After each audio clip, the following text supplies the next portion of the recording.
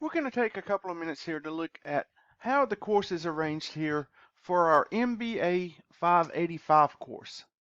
So this is financial management or finance for managers.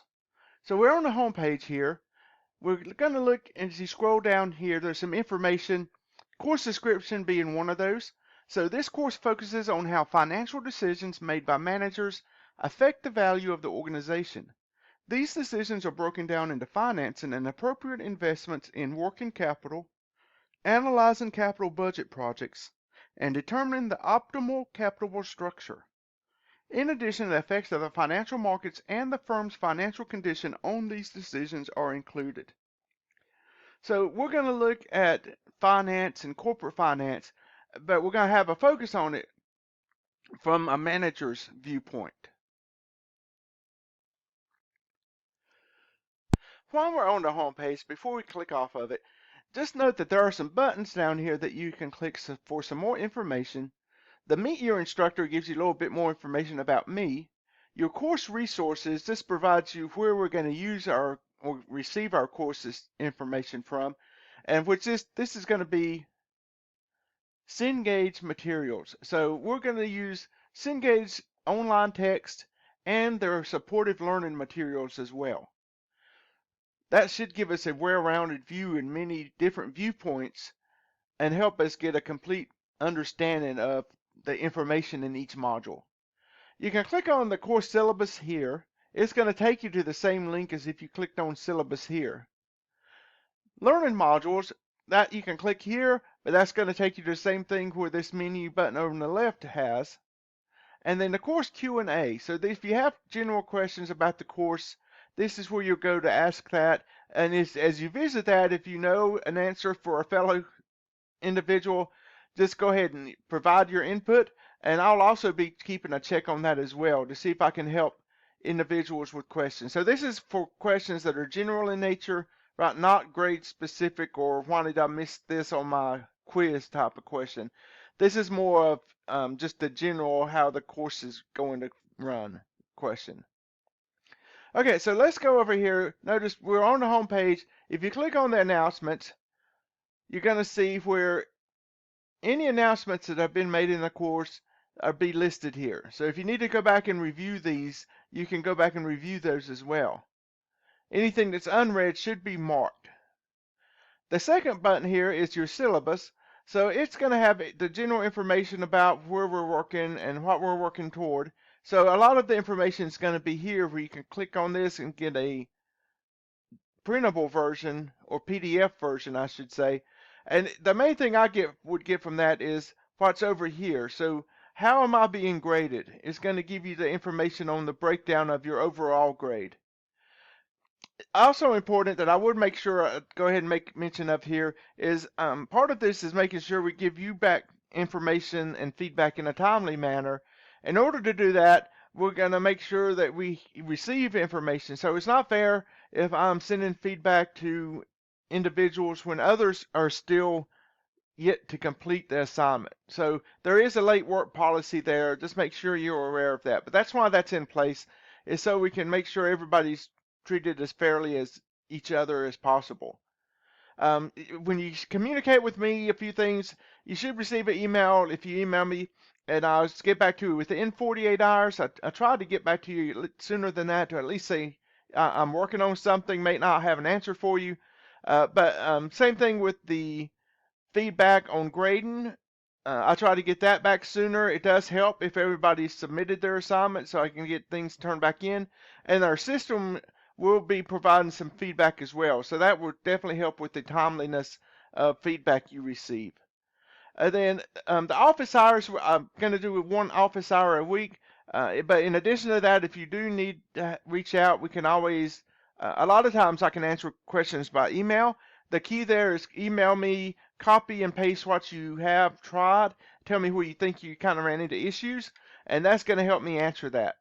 Right, emailing me and telling me you're lost doesn't really help me understand how to, where specifically you need help.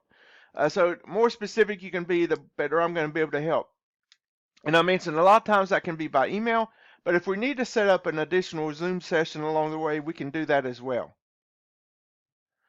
that's the main things I would get from the syllabus here. Again, you can click here to get the more details as well.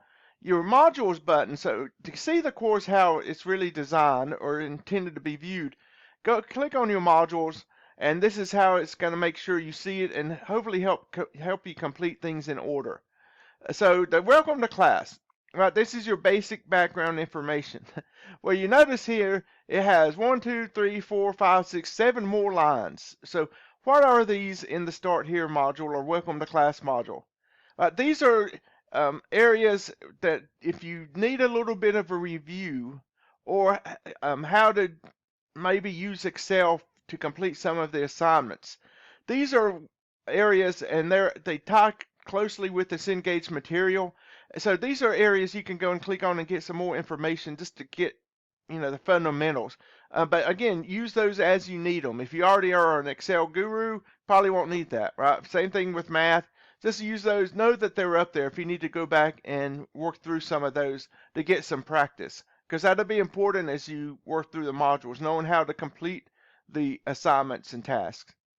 And then each of the modules after that are going to be following what we call a 4D module.